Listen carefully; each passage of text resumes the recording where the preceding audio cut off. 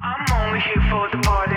Trust me, we're just getting started. The sound, the vibe, I feel so alive. Hi everyone, Nicole Moss here. I am the co-founder of Moss Consulting HR Services and your host for Easton Park TV. I'm here today with Alex and Jodi of Midsummer Social. We are about to talk about a lot of incredible things. We're going to talk about, one, the start of their business and the journey that is Midsummer Social. We will talk about the importance of work-life balance and being a mom and being true to yourself. And we'll talk a little bit about who we think will survive or not survive any kind of apocalypse. So we'll jump right in and we'll start by learning about Midsummer Social. Tell me it's such a cool idea. Whose idea was it? And how did you guys get started? It was your idea. Kinda. It was I half jokingly, it was one of those I'm joking unless you're going to do it kind of things. Okay. Where I sent her a picture of the champagne cart and said, I just really wish I could just buy one of these and start renting it out. And she goes, do you want a partner or a investor? And she's like, I'm in. And then I I'm love that answer. Are you really in? Because I'm going to come over to your house tomorrow and we're going to talk about it. And then sure enough, we just went for it. No way. Yeah. Mm-hmm. How long have y'all known each other? Gosh, we met in 2016. Okay. We So were long neighbors first. Okay. Yeah. In a different community in Austin. Okay. And quickly became best friends. And it was one of those And neighbors things, again. And the neighbors again when we moved to Easton Park. Yeah. Yeah. Awesome. I love that. So fast friends, knew each other, you were neighbors, you saw a champagne cart, you were like, do you want an investor or a partner? Mm-hmm. Which you said both? Did you become both? I mean, yeah. It's a 50-50 partnership in Awesome. all the ways. Very cool. Yeah. So starting a business is hard, especially with a friend. Yes. My husband and I run our business together, and that's it's good, right? You're working with someone that you trust a lot, Mm-hmm. which is helpful. But it's such a cool idea. So you started it, you bought the champagne cart, right? And then some champagne, I'm assuming. Well, we don't actually supply the champagne. Oh, you but don't? we did buy the champagne. We actually, I don't know if I can just start shouting out company names. Yeah, but, go ahead. We actually got June's Sparkling Rosé, which is my best. ultimate favorite in the city. Rosé. So we got that as we were setting up the champagne cart. Okay. That was our little celebratory thing. Love it that. was, yeah. So we bought the cart and assembled it and popped a bottle to celebrate. As you do. And then I actually kept the cork from anytime I pop a bottle of champagne, I try to keep the cork and I write the date on it just to kind of look back on it and remember that day and significance. Did we already know our business name at the time? I think we had the name figured out by then because we had to wait about 6 weeks. I had the for LLC. Cart. Yes, that's right. Yeah. Mm-hmm. Got you. Tell her because it's a great story. Yeah, tell me the story. I love the story. So we had already come up with our LLC and our name. We had already built the cart and we had popped that bottle of champagne and celebrated. Okay. And about a week or two later into starting the business after all of that, I looked at my windowsill where the champagne cork was. Okay. And it had the date on it. And I was like, wait a minute, wasn't the summer solstice just a couple weeks ago? And I was like, wait, is that the same night that we popped the champagne cork? No way. And I looked it up and sure enough it was. And it was almost happenstance that our cart was named Midsummer Social. And I love this. Doesn't it give you little chills? Yeah. That's so cool. Yeah. And that's where the name came from. Well, we had the name before. Oh, weird. And then she realized it after that the day we actually set up the cart was the solstice. Solstice. So cool. Yeah. It's meant to be. I love that. Yeah. So it's events. I mean, so actually, I shouldn't assume. Tell me, so you don't bring the champagne. You have the cart. Give me pretend I know nothing about this. And for our listeners who don't know, what do you do? Yeah. Right now, we also don't know. Awesome. Entrepreneurship at its best. Yeah, exactly. Yeah, we are always evolving. Yeah, it's constantly evolving. And so it started as a champagne cart. And that is all we planned to do. Okay. That was it. We thought people were going to have baby showers, birthday parties, events. We were going to bring the carts. They were going to supply the champagne. Okay. And then we come pick up the cart. And we also give the flutes as part of the rental as well. Oh, cool. Okay. So we do the champagne flutes and the champagne buckets or a flat top service if you wanted to do it for cake, desserts, things like that. Oh, cool. Okay. And so that's what we started doing and what we were marketing for as a team, I guess. Yeah. And then we started our Instagram because we wanted to make sure that we looked professional. Yeah. And then we also wanted a place people could go to see our cart, especially if you're out and about and you see us for some other reason and then you don't remember our name and you are like, what's that? You Google champagne cart, Austin. Right. And then we wanted something that would pop up. Obviously, we have a website too. But then we started getting messages from people asking to use our content. We started getting messages from, we ended up getting clientele from Instagram. Got it. As well. So we were like, we have to keep doing this. We have to keep making content. Yeah. But then people started asking us for content and we realized, okay, well, we can do content. And so on the side, we're secretly doing content. We're doing UGC on the side. Okay. I love this. And then we also then started making all these friends in the service industry, the event services industry. Yeah. And that kind of led to us creating events. So now we are also creating events. So there's just been this kind of natural evolution of it. Yeah. And we're just rolling with whatever happens. We're not really trying to control it in any way. Yeah. We have the luxury of that. So basically, I mean, the elevator pitch for our company right now is very difficult because it's just constantly always changing. moving. Yeah, which is great, right? Like that's, you start with an idea and then the market tells you what they want. Yeah. And then someone said to me once, they're like, the answer is yes. What's the question? Like when you, like sure, we can throw a party. So you all in the beginning, you would bring the cart, drop it off. Would you help? Like, what would your part in that be? Would you help set up the cart? Would you stay and serve the champagne? Or would you drop it off and leave? Like, what was the original participation that you all were doing with the cart? We would basically just come and deliver the cart and set up the flutes. We would even put out the champagne bottles for guests to be able to pour themselves, and then we would leave and come back in 3 or 4 hours, however long the event needed, pack it all up and leave the premises. Awesome. So it was a self-service cart. Cool.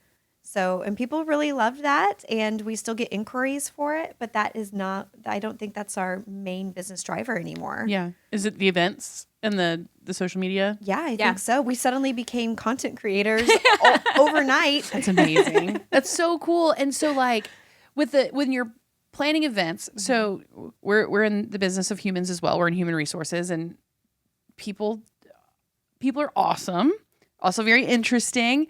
I'm sure you get, as you're planning events, is there anything crazy? Have there been any crazy requests or crazy things that have happened? Well, we're fortunate because we are not taking on clients for event planning. Okay. So we're not having to do anything where, we're not, I don't want to say bridezilla because I hate that term actually, but we're not dealing with anything in that term, Okay. But what we do is we're curating the event solely. And then we do these ticketed. Got it. So we're, we do work with other small businesses, and that's part of what this really is. The partnership. Yeah, it's a part, and part of it is that we're using it as an opportunity to showcase and highlight these other small businesses.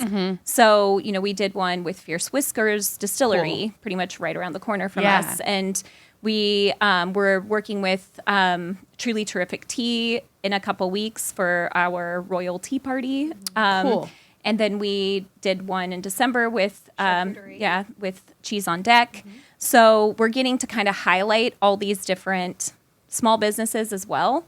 Love that. And that feels really good in local businesses. But I mean, I don't know if there's anything that's been.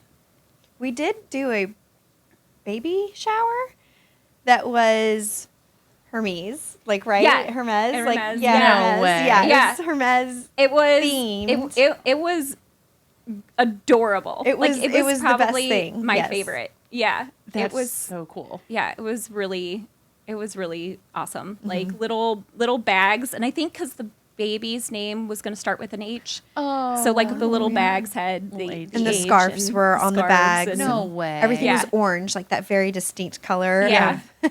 Oh, that's was so really cool. cute. Yeah, I mean, not everything has to be like this crazy wild story, but like that's a really unique, Yeah. very cool, creative thing that like you don't often see that, you know, like Right. which is so cool. And I think working with people in their, especially if they're not super creative in general, right? Like if you're working with like maybe a small business who isn't like I don't know, maybe they're not like super creative. You guys can help bring that out of them and like bring their creativity to light Yeah. with an event, which is amazing.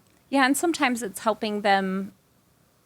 Sometimes it's their first time doing these types of events, and they're wanting to break into it and Yeah. not just be vendors. They're wanting to actually have their own events too. Yeah. And so I think part of it too is us kind of almost guiding them through it too, and showing them how they'll set up their future events. And Yeah. like, did you think about this? Do you need these kind of tools? What do you need for this to set up? And I think that that's also part of what we're doing to help these small businesses, is kind of giving them an opportunity in a safe space Yeah. to create their own event too, while getting a little extra help. It's you know, when a small business, and I'm just speaking from experience, like there's a point where our business was small and we had a few handful of clients and I was the only one in the business, and it was just like, oh cool, yeah, I know how to do HR, I can help you with stuff. And then we had an employee, and then Steve quit his job and joined the business full time, and then we hired another employee. And during that time, like as the business is growing, your marketing has to grow because you have now mouths to feed, and it's very important. And like people, it's fun to throw a party. Like, you know, I think even as we all had like jobs at one point in our career, like the Christmas party was always really cool, or like the summer gathering. Like, and so you think about like as a business owner throwing a party or throwing an event, and you're like fun, but it is a very logistical, vendor heavy, relationship heavy thing to do, and it's expensive. Yeah. And you need to get people there, and you need to be able to get your message across as a business. Like, you think like, oh, how hard could it be? But to throw a very intentional party, especially for a small business where every dollar like cash flows everything and every dollar matters, like it can become very intimidating very quickly. So you can help with that. Yeah, we help with the vendors trying to step out on their own. We're helping the vendors who are trying to step out on their own. But Love that. As far as for businesses or for weddings or for something where an individual is planning their own event, that's not our realm. Got it. But we have lots of preferred vendors that we work with. And Got it. the biggest thing, and I was actually thinking about this today, the biggest thing is a day of coordinator is invaluable. That's a big one. And I feel like in any way, because like sometimes people don't have the budget for a full event planner and or wedding planner, and that's understandable, but having that day of person who can kind of point and tell vendors where they're going, Yep. who can troubleshoot and then just let the bride do what the bride's doing, or Yeah. let the event person for the company do what they're doing. It really is a breath of fresh air. So I highly suggest that. And we do Awesome. have some preferred vendors on our website that do that service. But I was also thinking today about, and this kind of also goes into like a question you asked earlier, but I was thinking today about getting our nails done, and how sometimes like you might not like the color, but you're too embarrassed to say tell them. something, yeah. And how that really relates to what we do, because sometimes we send a quote to somebody and we just get ghosted. And that it. happens a lot, like where service industry people, like event services industry, are getting ghosted with their quotes. And I was thinking about how it's because of that same reason. Like you go to get your nails done, you're like, but the person, they did all of this, they put together this quote for us. They answered all of my questions, and then now I have to go back to them and tell them that I'm not moving forward. And especially like if we're we talk on the phone, we're texting or whatever. You get to know people. Right. you And do. it makes them really uncomfortable to now have to tell us no. Yeah. So then they ghost. And I was thinking about how wonderful having event planners are for that reason, Right. because then that person can get to be the bad guy. Yes. That Yeah. person cultivates the relationship. So you don't even have to. You just get to see the quotes, and they can even filter out if they get quotes and say, this is too much money, and I know this is outside of this person's budget. I know that the event hall won't allow this type of vendor. They can kind of go through and already filter those things out. And then once you get down to the nitty gritty, if it still doesn't work out, they're the person who can come to us and say, hey, it's not going to work out, budgetary reasons or whatever. Yeah, venue, and whatever. we're not hurt by this stuff. We understand. Yeah. But it's so hard to go to people and tell them, especially like once you've been talking. So that's where an event planner is invaluable. Yeah. I love that. It's we just had someone on. Her name's Nicole Lelly. She owns Beck and Bridal. I don't know if y'all have met her, but I need to introduce you all. She's like a day of coordinator. I think we follow her on Instagram, or at least we know of her on She's got like Instagram. fiery red hair. Her name's Nicole. She and I we're friends, and she's very cool. But she's like, I'm not the event planner. I'm your day of person who like, I will make sure that the vendors show up on time. And if they don't, I'll figure it out. And if errands need to be run, or if, so that, because, you spend all this money on an event and then you have to host it, which you want to be hosting guests, not picking up plates, 100%. not like worrying where the caterer is, or they brought the wrong stuff, or all of that. It's like already stressful enough. So, so you on your website have a list of like preferred vendors and who you all have worked with. I'll connect y'all to Nicole. She's excellent. She does events too, but Beck and Bridal, she's mostly doing weddings, but she'll do any event also, which is just, it's so fun. It's so fun. Like, what a cool space y'all are in. Yeah, we love it. It's really great. And everybody's very supportive of each other. Yeah, which is a great segue, because when we talked yesterday, like, I loved what you said. You're like, okay, when we're talking to people who are about to start a business and they're like, oh, there's so many balloon vendors, or there's so many whatever cake vendors. Like, can you just kind of remind me of like what your advice was for that? Yeah. So we do get, and people will like slide into our DMs often, just generally asking us random questions about starting their own business, and especially about the event services industry. And one of the things that we do get asked a lot is that, like, what about oversaturation? I'm really worried about the fact that there's already so many balloon people. There's so many of this. And the thing is like, there's always a need for it. That's why there's so many, and there's also so many restaurants. There's already there's so many things that already have competition. But the best thing about the service, the industry that we're in, is that everybody really is supportive of each other. I was not expecting that. Sure. I was worried about oversaturation, honestly. And they're all very supportive. And we even, if we receive a lead, like a prospect, and we can't do that date, there's another cart we know of that we can easily say, hey, have you tried this person? Have you contacted this person? And there's a lot, charcuterie people, they do the same thing. Balloon people, they do the same thing. Everybody encourages each other on Instagram, and, make sure that we're, liking each other's posts and just giving each other that little like encouragement and leg up. Yeah. And so there's really not, and you also have to realize that you're always going to have something to bring to the table. Yeah. There's a reason that you're attracted to that.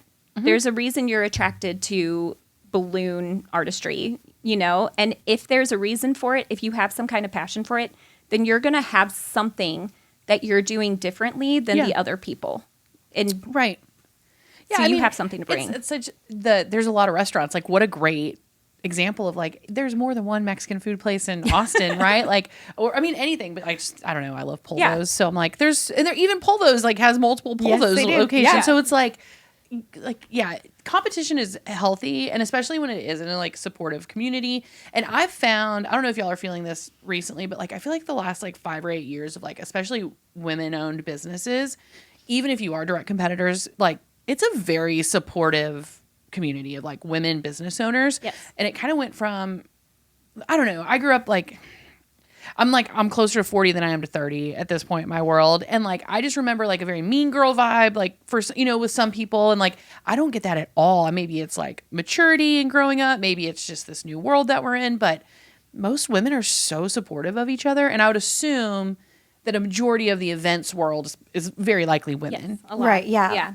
A lot of women actually have gone into our DMs asking us, other business owners, wanting to have coffee with us. Love that. And I think we had 1 or 2 meetings and we're like, wait a minute, we should be doing something where it's all of us together. Yeah. So that was one of our first informal events that we did where we were like, if you're a business owner and you're in this industry with us, please meet us at Meanwhile at, such and such time Love on a that. Wednesday night. Bring your kids, bring your family if you want to. Yeah. That way we can, because these women have actually become friends. Yeah. Mhm. And because they're the ones that are sharing your content Yeah. and, supporting you and lifting you up. So it was really nice to have that face-to-face interaction with them. Yeah, I mean, community is everything. And I think that owning a business is not simple. It's hard. All these little things like laws and regulations, and I don't even know about what y'all are doing, but I'm sure that there's all kinds of red tape and stuff that you have to know. And it's like so easy to do wrong or to make a mistake or, not all of us went to school for business. I didn't, Right. and it's like, now I got to figure out all the stuff that you don't know. And so when when you're surrounded by people who have like made the mistakes or have like gone through what you're going through, it's just so nice to have that community. And I think if it's another woman, that's just like even more empowering because it's just really, I don't know, it's just so cool. I just don't think that we're, like, to your point, I don't think we're pitted against each other as much anymore like we were when we were younger. Did it feel like that for y'all too? Yeah, though? for Like, sure. okay. And I think I think that we're not pitted as much against each other, but I think that we also have just kind of called that out. That we're like, we're not going to be pitted. Like, you can't do that to us anymore. You can't make us competition when we really just like, I think women naturally want to support each other. Yes. I think it's actually a very natural thing that you want to nourish each other and bring each other up. Yeah. So I think that we've kind of just evolved to that point where we're like, no, we're not going to let you get, we're not going to quiet those voices. Yeah. And I think so it's we're great. going to support each other. We have a client that has in their corporate office, they have a lot of their employees, brilliant girls, but in their early 20s, like fresh out of college, and they're doing big jobs. I mean, it's a big company. And I'm lucky enough to get to do HR for them. And I remember thinking, God, it's a lot of young girls in one office. Like, this is going to be tough. We're going to deal. I call it, like, Sally doesn't like my sweater. Those are those like catty, like, you know what I'm talking about. Like, it is the most supportive group of young women to each other. They're so kind to one another. They like, I don't know that they're all best friends and they hang out, but when they're at work, it is like support, kindness. Your skin looks so beautiful today. I was there up in Dallas. I was there the other day, and and it's a very very Gen Z feeling vibe. That's exactly what I was going to say. Gen Z. Yeah, Gen Z has revolutionized it out. that for us. They're onto Honestly, it. They've Like, given us that, they've empowered us. yes, to it's like so cool. get out of that habit. Yes, one of the girls, she showed up and she was wearing jams, like her jams, and which is totally cool. Like, and that's totally fine with the culture of the company. Like, she's sitting at a computer all day, and they were really cute. And one of the other girls was like, and she was all dressed up that day they're like, one day you can go in and it's all flip flop. Like, sometimes they're in their jammies, sometimes they're like dressed to the nines, and which I love. And the girl that was in her jams, they were very cute. She was like, "Slay, girl," and I was like, I'm so old, but this is so awesome. I love it so much. That's our nanny, who actually also has done some like contract work for us as well. She's 24. Yeah. Love this. And Her tagline is slay. And like we use that now. Love my it. husband said to me one day, like, I was like, Haley said slay to me, and he's like, she's patronizing you. She doesn't even know what patronizing means because she's so enlightened that that's above her. Yeah, no, she means it. Yeah. Like, She was really means it. Haley likes this outfit. She said slay. oh, I love that so much. No, Gen Z, they've figured it out. Yes. They're like Girls. girls. Yeah. Like, and it is so awesome. Yeah. Like it's very refreshing and For sure. And I think you're right. It has taught us Yeah. millennials. It's Yes. like broken that cycle for us, I Yeah. think. Yeah, it's really cool. So let's talk more about how you support businesses because I know that's very important to both of Super you. important. Yeah, like what else are you doing to support? Like, let's talk about these little guys. Oh, yeah. If we can. Yeah. So part of what happened too when we were creating, like we said, we're doing UGC, the user generated content, but we also just, Alex just loves this brand, Sertoto Copper, which is an Austin brand. Okay. And she used it in one of her videos because she makes all these cocktails. Okay. And For content. yeah, which like is incredible. And also she has pretty hands, so it just like works out. We have to talk about your hands before this is Talk over. about her pretty hands. But As I hide them. so Sertoto loved it, like loved the content she did, and they asked, can we partner with you? And and so honestly, we are affiliates of them, so we do get this. a little kickback, As you should. But we have we also have a promo code for it, 10% off. But yeah, so we've been doing partnerships with them, but also it's allowed us to also grow our Instagram because they give us items to give away too. Awesome. So we've had lots of really great giveaways where people we just did the Moscow Mules, and so we've got to do a lot with them, which is really beautiful because their stuff is absolutely gorgeous. And we did a partnership right before, I guess, the holidays that ended on New Year's. And apparently it was so successful that they then came back and said, we want to do another one with you. No way. So they got a great, I guess, enough followers and enough eyes on their account and on their website and purchases from us and our links that it worked out really well. So then they came back and asked for more. And so, of course. Y'all are legit influencers. with Hey, you're giving out promo codes and getting deals? I don't know. I don't know. Slay. I don't know if you will ever see my face on. But your hands are. my hands will be on. Yeah. Well, and that's the thing, like because we've now, we've also started reaching out to companies and we say to them, because most of the UGC we do are for local companies. Okay. And so we've reached out and we're like, listen, we're not influencers. We're not going to pretend to be. But we love your stuff. We make good content. Let us make some content for you. Love that. So that's basically that. And yeah, if people want to also have us, feature their content on ours, then that's great too. But there's things that don't really align with what our Instagram is, which is attainable hosting. We do a lot of hosting content. And so, if somebody wants us to do a pool, that's not going to make sense. I mean, I guess we could. We can make anything work, actually. I'll just set down a champagne glass by the pool. We're like a pool party. Yeah. But, if there's certain things that might not, like clothing is not going to be on our Instagram, it doesn't make sense. Sure. But that doesn't mean we can't make content for that company. Sure. It's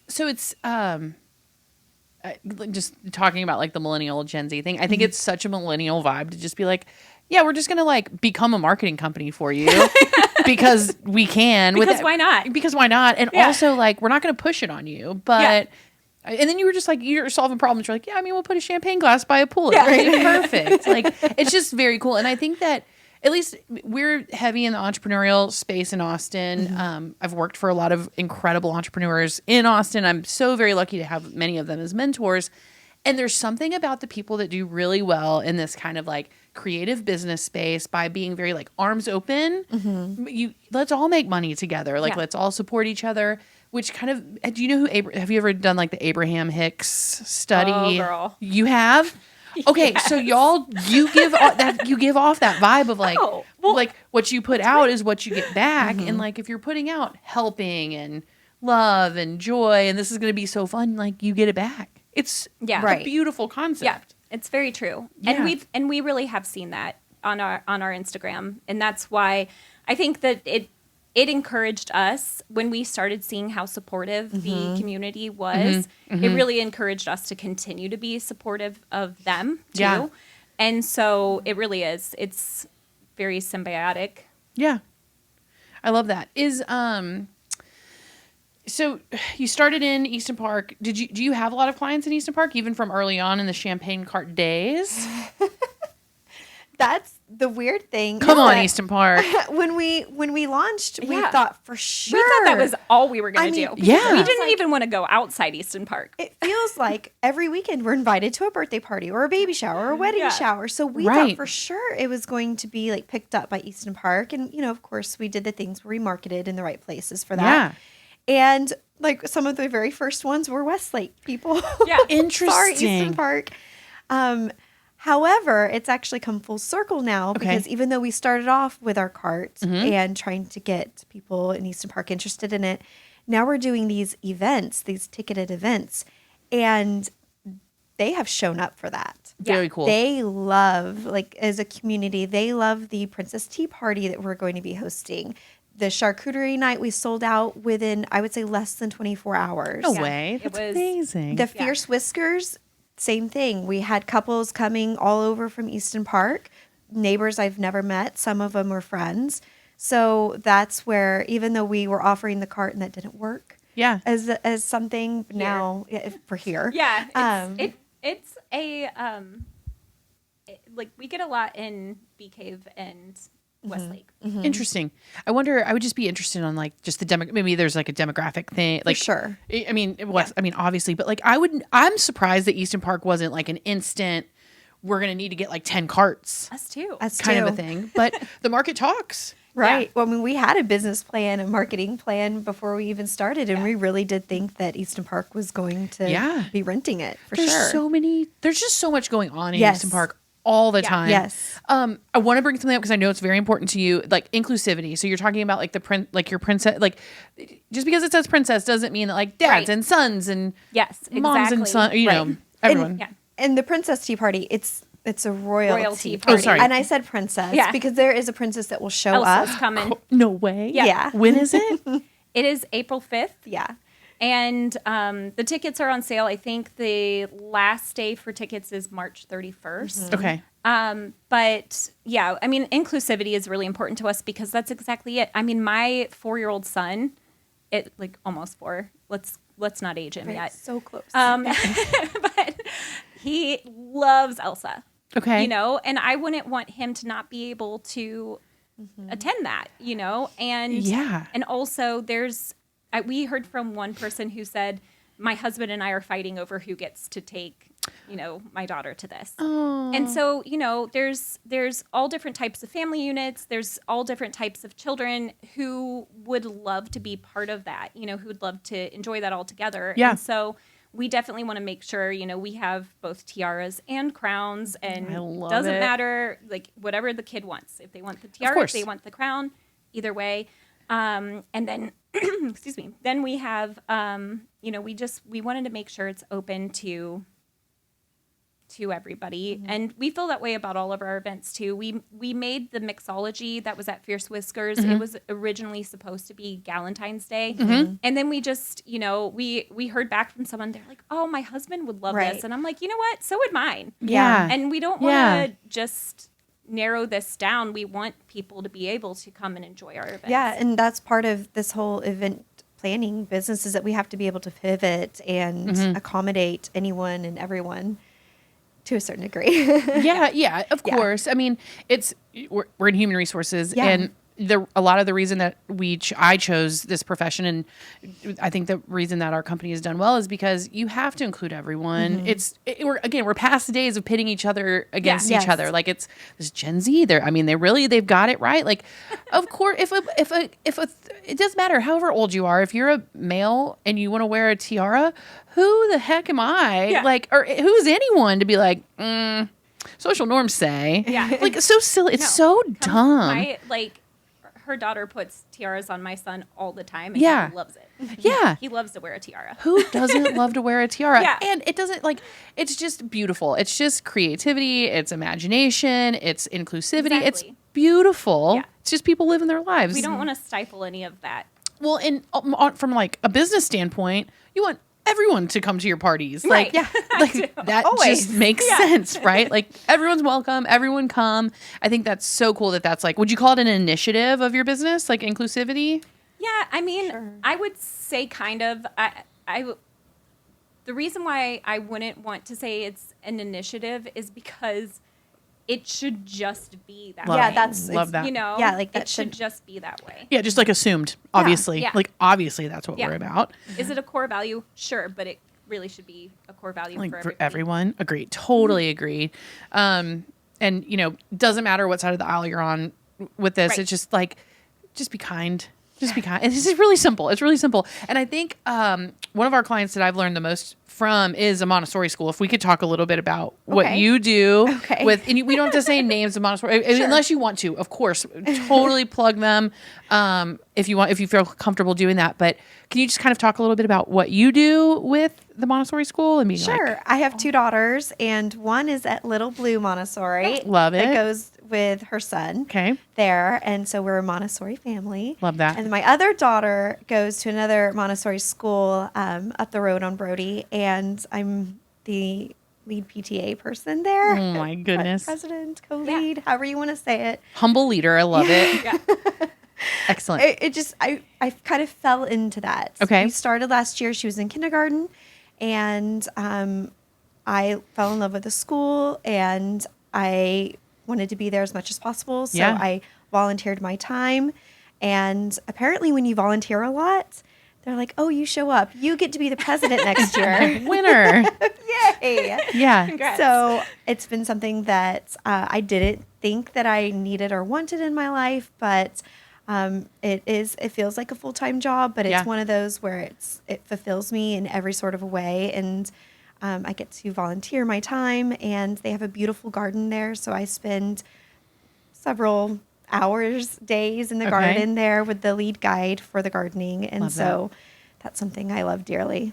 I love that. And just shout out to Sherry Smith if we could with Little Blue. Yeah, Like, right. She's doing it. I mean, she did great. It's amazing. Yeah.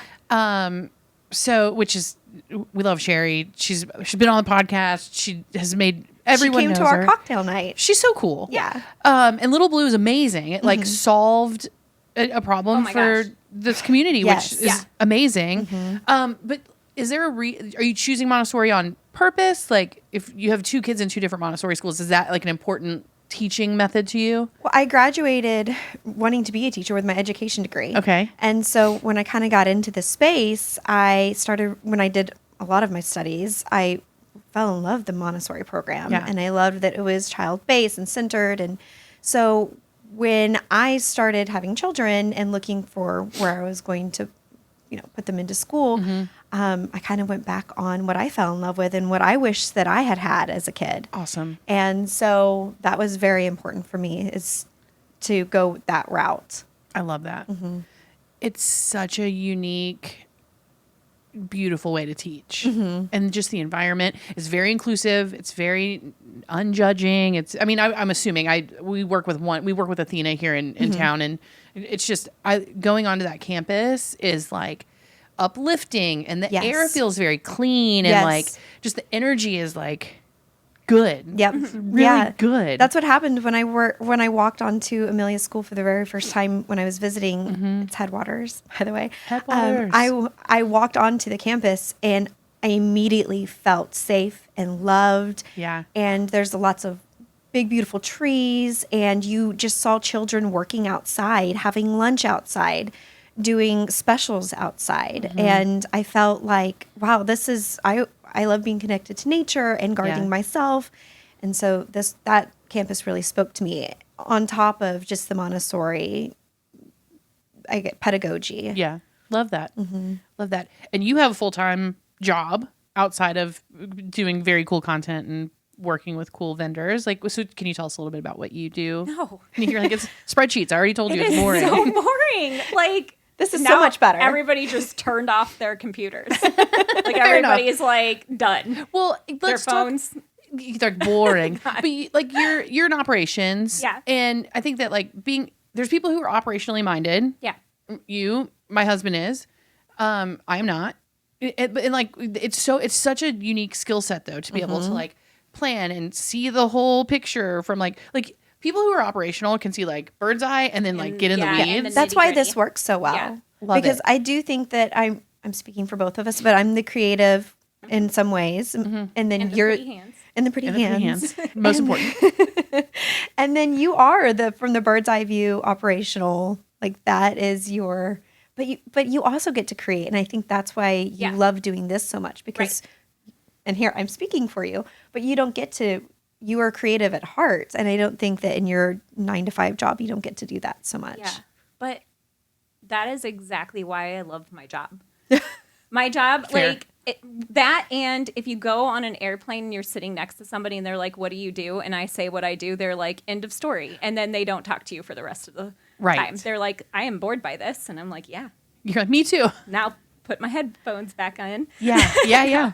No, the cool thing about having a boring job is that you're not using all of your creativity during that's one way. the work week. Love that. You know, and because I've had creative jobs before, and it was really important to me when I was younger. I wanted a job that would fulfill me in every way. That's what I was looking for. I'm like, I want to be fulfilled in my job. It was the whole, if you love what you do, you'll never work a day in your life. Yeah. Kind of thing. Sure. But let me tell you, like you end up working double time. You know, you're using your creativity here, and then you're trying to also now use the creativity on what you actually want to use your creativity on outside of it. So now with this, I get to do my work, close my computer, and then I get to do the stuff outside of it. It really, the owner of my company says, some people work to live and some people live to work. And I work to live. Love that. Yeah. Yeah, it's an interesting and I think that COVID was terrible. We can all agree with that, right? Like, so I don't mean to be insensitive when I say what I'm going to say next, is that there were some really good things that came from COVID, which was, one, people can actually work from home and be productive. And it's most people. There's some people that can't, and that's just who they are, and they want to be in the office or they need to be in the office. That's fine. But for a vast majority of people, they can work from home. They can do whatever they need to from home. And then it did also teach us, like, we can turn it off and then go and be creative. And it highlighted work-life balance, which is so important. So important. Yes. And in work-life balance, even like being a mom all day, I think I could do it. We keep our nephews every once in a while. And like when those kids leave for the weekend, you're just on all the time. Like it never ends. It's not 9 to 5. No, it's like 100% of your time, like 20, like it never ends, and probably more because like you can't even. This is coming from someone who doesn't have children, but love these boys. They have a room here. They have bunk beds the whole night. Like they come. They like so have a sweet. space here. Love them.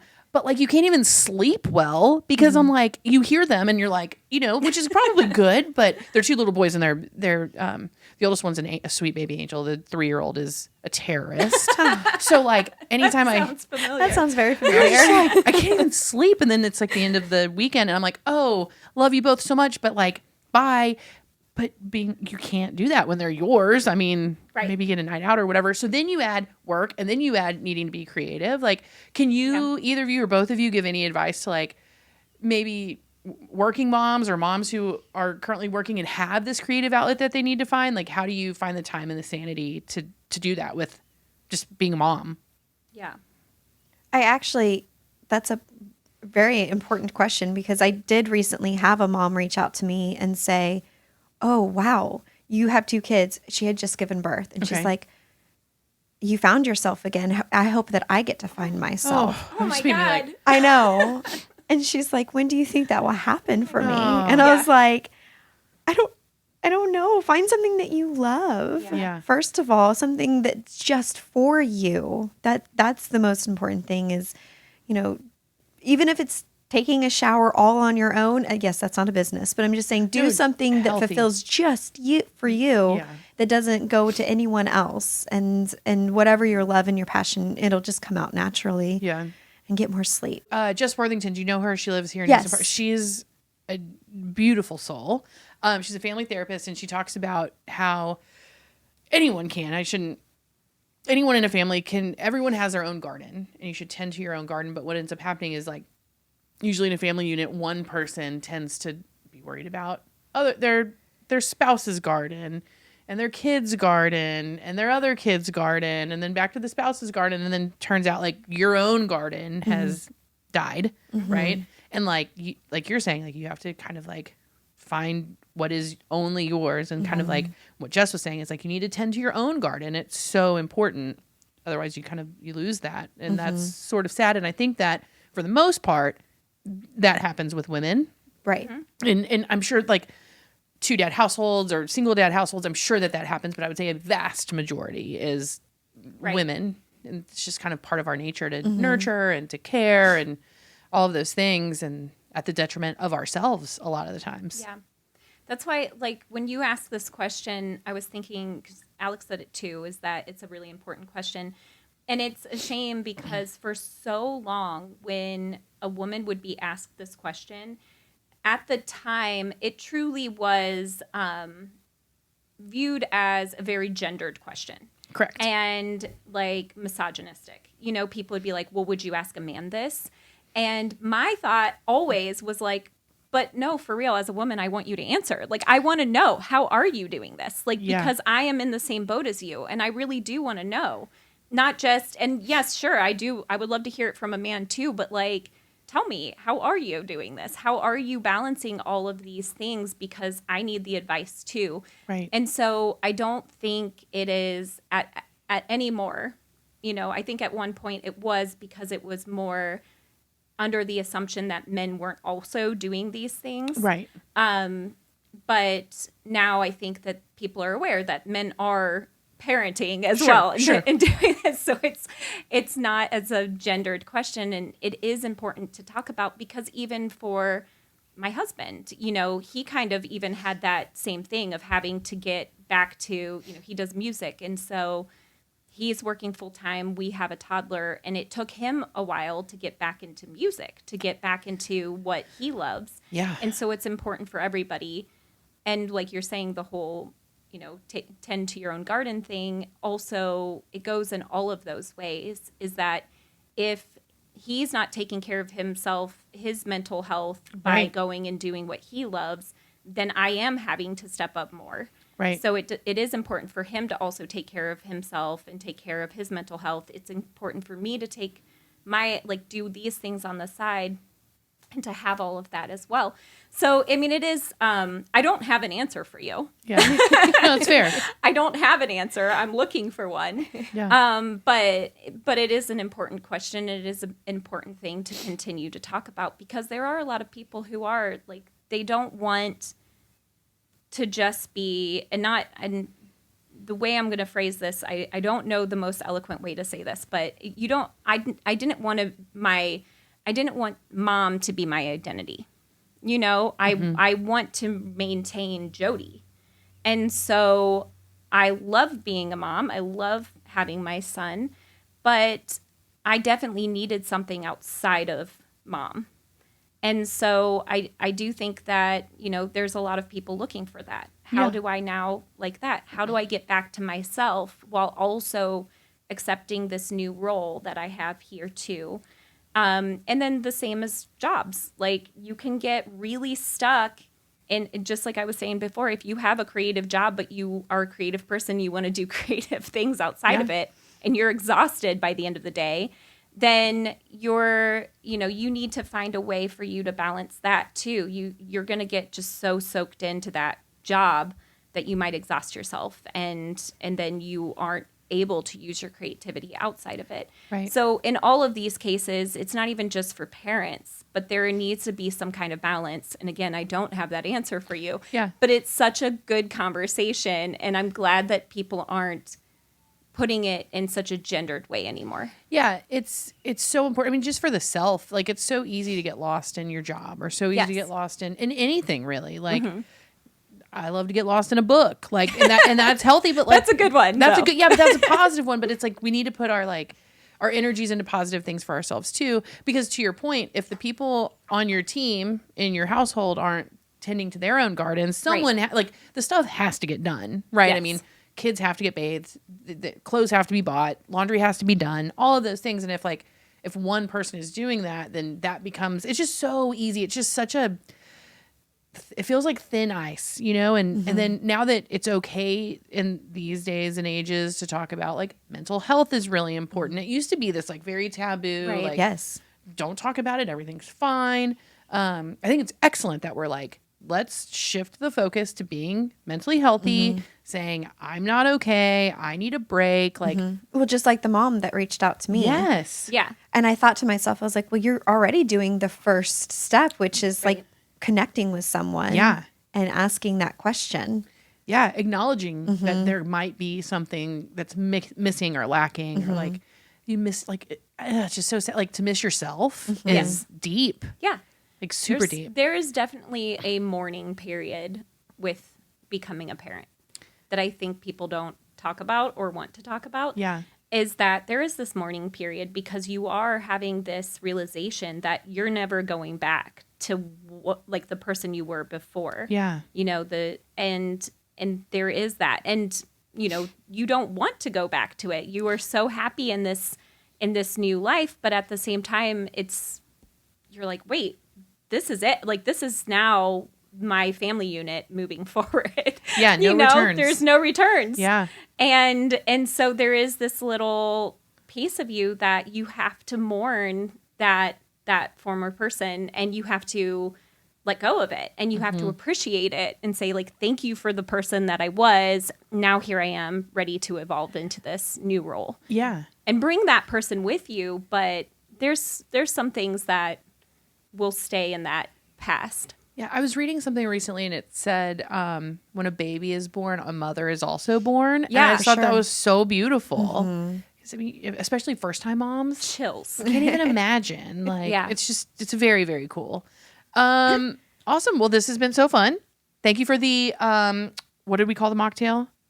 Oh, it's a mock scow mule. I knew I was Scow mule. Well, the mocktails and cocktails, that's more so for our content. Okay. Because for our Instagram, what we are about is the attainable hosting. So Got it. teaching you how to host in a budget-friendly, easy way.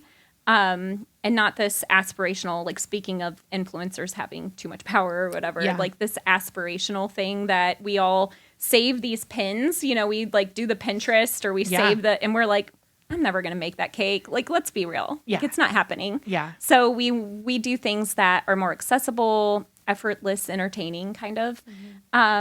So in one of those things, you know, obviously having a good cocktail for your party is a good thing, but Yeah. it's also really important. You're most likely you're going to end up with somebody at your party who is not drinking for some reason. Yeah. And oftentimes, too, there are people, for whatever reason, they might not want people to know they're not drinking, Yes. you know? And so this is a great way for them to still be included and have a festive drink. Like, I like Topo Chico too, you know? But, like, it's nice to have a festive drink, too. Yeah. And when I was pregnant, like, it was great to have mocktails. Yeah. And so for my parties, this is often one that I make where I just make a big thing of it. And then that way people can pour it themselves. And then if they want to add vodka to it, they can add the vodka. So smart. What a great slay. It is such a great, no, that's so great because then no one knows. Yeah. And then you can make it hard or not. That's Exactly. perfect. For people that don't know, for our listeners who don't know, how can they find you, book you, work with you, all of the above? We have midsummersocial.com. .com. That's our website. And then there's a contact sheet on there that they can send out a contact to us, and we'll reach out to them via email or however they want. Some people like text messages, and that's what we do too. Cool. And then we also have our Midsummer Social ATX on Instagram, and they can DM us there. There's also links to our website also as well. And But follow us. yeah, please. Oh, excellent. Thank you both so much, Alex and Jodi. This has Thank been you. amazing. And listeners, Yay. we'll see you on the next podcast. Oh, hey, that's a great idea. We should have done that. Oh, thank you. I'm only here for the party. Trust me, we're just getting started. The sound, the vibe, I feel so alive.